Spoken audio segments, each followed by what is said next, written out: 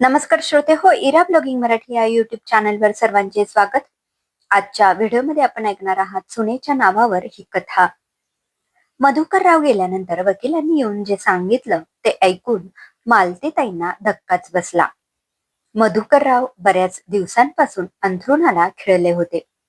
आजारातून ते बरे होतील अशी आशा असताना त्यांचं अचानक जाणं घरात एक मोठी पोकळी निर्माण करून गेलं. जे झालं ते मालतीताईंना अजूनही स्वीकारलं जात नव्हतं. मुलगा आणि सुनेने त्यांना खूप आधार दिला. सून केतकीला राहून राहून सासरे बुवांची आठवण यायची. मालतीताईंच्या हेकेखोर वागण्याने घरातलं वातावरण कायम बिघडलेलं असायचं. कोणाचीही मनस्थिती ठीक नसायची. क्षुल्लक कारणावरून त्या घर डोक्यावर घ्यायच्या, पण मधुकरराव घरात शांतता राहावी यासाठी कसून प्रयत्न करायचे. सुनेची बाजू घेऊन मालतीताईंना रागवायचे. मालतीताईंना त्याने अजूनच चिड यायची आणि तो राग केतकीवर अजूनच निघायचा. महिना झाल्यावर त्यांचे वकील घरी आले. मधुकरराव आणि वकील चांगले मित्र होते. सर्व सुखदुःख ते एकमेकांना सांगत असत. वकिलांनी घरातल्या तिघांना समोर बसवलं आणि सांगितलं, मधुकररावांनी सगळी मालमत्ता आणि घर केतकी आणि रोहनच्या नावे केली आहे. मालतीताईंना खूप धक्का बसला. याबाबत मधुकररावांनी एक शब्द सांगितला नव्हता. असं कसं होईल? माझ्याशी याबाबत त्यांनी कधीच चर्चा केली नाही. हे खोटं आहे. वहिनी, शांत व्हा. मधुकरने मला खूप आधीच बोलावून हे सगळं सांगितलं होतं आणि कागदपत्रे बनवून घेतली होती. विश्वास नसेल तर दाखवतो. असू द्या. मालतीताई रागारागात आत निघून गेल्या. रोहन म्हणाला, बाबांनी असं का केलं? त्यांच्यानंतर हे सगळं आईचं आहे. हे तिच्याच नावावर हवं. हवं तर आम्ही आत्ताच हे सगळं सासूबाईंच्या नावे करून घेतो. आम्हाला नकोय काही, केतकी म्हणाली. असं नाही करता येत मुलांनो. बाबांनी काहीतरी विचार करूनच हे सगळं केलं असेल ना. आणि हो, मी 1 महिन्याने परत येईल. मालतीताईंना आता चीड आली होती. त्यांच्यासोबत इतकी वर्ष संसार केला त्या माणसाने मरताना असं एकटं पाडलं. बायकोसाठी मागे काहीही ठेवू वाटलं नाही त्यांना. आता पुढे काय होणार या विचाराने त्या धास्तवल्या. त्यांना आठवलं किती हक्काने त्या सुनेवर अधिकार गाजवायच्या की हे घर माझं आहे, इथे मी सांगेन तेच होईल आणि माझ्या मर्जीशिवाय एक वस्तू इकडची तिकडे होणार नाही. आता घर सुनेच्या नावावर केलं. आता तर ती मालतीताई याच विचाराने खूप धास्तावल्या. केतकी लग्न करून आल्यापासून मालतीताईंचं सगळं लक्ष तिच्यावर. घरात एक वस्तूही इकडची तिकडे झाली तरी त्यांना आवडत नसे. हे माझं घर आहे आणि मी सांगेन तेच होईल, हे ते वारंवार म्हणत असायच्या. त्यांच्या याच वागण्याला केतकी आणि रोहन कंटाळले होते. वडिलांची तब्येत बघता दोघांनी घर न सोडण्याचा निर्णय घेतला होता. पण दुसरीकडे स्वतःच्याच घरात त्यांना मालतीताई खूप वाईट वागणूक देत. सकाळी उठल्यापासून केतकी काय करते आहे, कशाला हात लावते याकडे त्यांचं लक्ष असायचं. केतकीने दुर्लक्ष केलं, पण सतत सतत त्यांचं लक्ष आणि एखादी गोष्ट पटली नाही तर टोमणे आणि खूप खालच्या दर्जाचं बोलणं यामुळे केतकीचाही संयम सुटत होता. फक्त सासऱ्यांकडे बघून ती गप्प राहायची. मालती, अगं माझं घर काय करतेस? हे घर सर्वांचं आहे. घरात एकाच धकवायचं असं चालणार नाही. प्रत्येकाला इथे स्वातंत्र्य आहे. अजिबात कोणाला काही बोलायचं नाही. सुनेच्या हातात सगळं देऊन तू आता जरा देवधर्म कर, फिरत जा.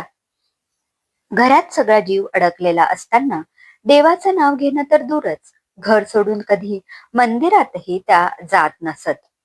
बरोबरच्या बायका त्यांना सोबत बोलावत, धार्मिक सहलीचं निमंत्रण देत, पण त्यांना घर सोडूच वाटत नव्हतं. मधुकररावांना त्यांचं हे वागणं भविष्यात येणाऱ्या संकटाची चाहूल दाखवत होतं. त्यामुळेच त्यांनी वकील मित्राशी याबाबत चर्चा केली होती. मालतीताईंनी शेवटी मनाची समजूत घातली की या जगात कुणी कोणाचं नसतं. आता जे आहे ते स्वीकारायचं. सर्वांचं रुटीन सुरू झालं.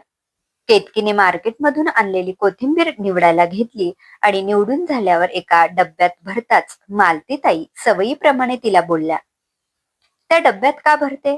पेपरमध्ये गुंडाळून ठेवायला काय होतं? आई, डब्यात ताजी राहील. हे बघ, सांगते तेवढं कर. हे घर माझं. बोलता बोलता मालतीताई थांबल्या. हे माझं घर आहे हे बोलण्याची सोय मधुकर रावांनी ठेवलीच नव्हती. मालतीताई रडत आत निघून गेल्या. नंतर बऱ्याचदा सवयीप्रमाणे मालतीताईंच्या तोंडात हे वाक्य यायचं. घर अजूनही सुटत नव्हतं, पण मधुकर रावांनी घराबाबत घेतलेला निर्णय आठवताच त्या गप्प होत. हळूहळू त्यांनी स्वतःला समजावलं की आता घर माझ्या नावे नाही. आपण हक्क दाखवला तर सून आणि मुलगा आपल्याला रस्त्यावर आणायला वेळ लावणार नाही. तेव्हा कुठे जाऊ मी? डोक्यावर छप्पर हवं असेल तर सुनेशी नीट राहायला हवं हे त्यांना समजलं. घरातून लक्ष काढून त्यांनी हळूहळू देवधर्म सुरू केला. घरात वेळ घालवण्यापेक्षा बाहेर जाऊन 4 लोकांशी बोलत, मैत्रिणी जमा करत हे सगळं करण्यात त्यांना आनंद वाटू लागला. मधुकरराव सांगायचे तेव्हा मी ऐकत नव्हते, पण खरंच यातून किती मानसिक समाधान मिळतं हे त्यांना समजलं.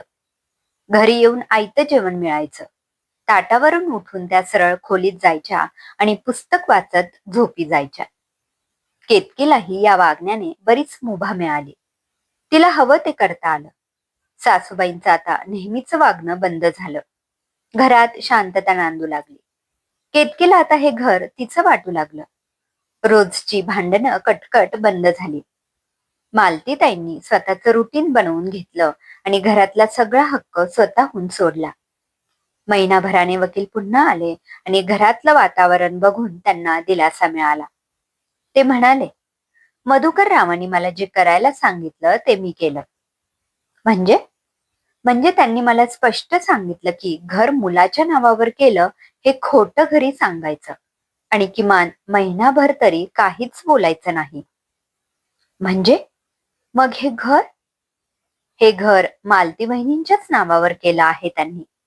घरात फक्त सर्वांना आपापल्या जबाबदारीची जाणीव व्हावी आणि सद्बुद्धी मिळावी म्हणून आमच्यातच हे सगळं ठरलं होतं. हे ऐकून मालतीताई खोलीत गेल्या. मधुकररावांचा फोटो काळजाशी पकडून रडतच म्हणाल्या, जाता जाताही सर्वांचा विचार करूनच गेलात. काळजी करू नका. घर जरी माझ्या नावे असलं तरी आता मी हक्क गाजवणार नाही. माझं जे सुरू आहे तेच सुरू ठेवेन. विश्वास ठेवा. दाराआडून केतकी आणि रोहन ऐकत होते. त्यांच्याही डोळ्यात पाणी आलं. सासरे जिवंत असताना केतकीला दिलासा द्यायचे, पण गेल्यानंतरही त्यांनी ती सोय करून ठेवली म्हणून केतकीला हुंदका आवरला नाही. समाप्त. लेखिका मिनारा. श्रोते हो, कशी वाटली ही कथा कमेंट मध्ये अवश्य कळवा. पुन्हा भेटूया एका नवीन कथेत. धन्यवाद.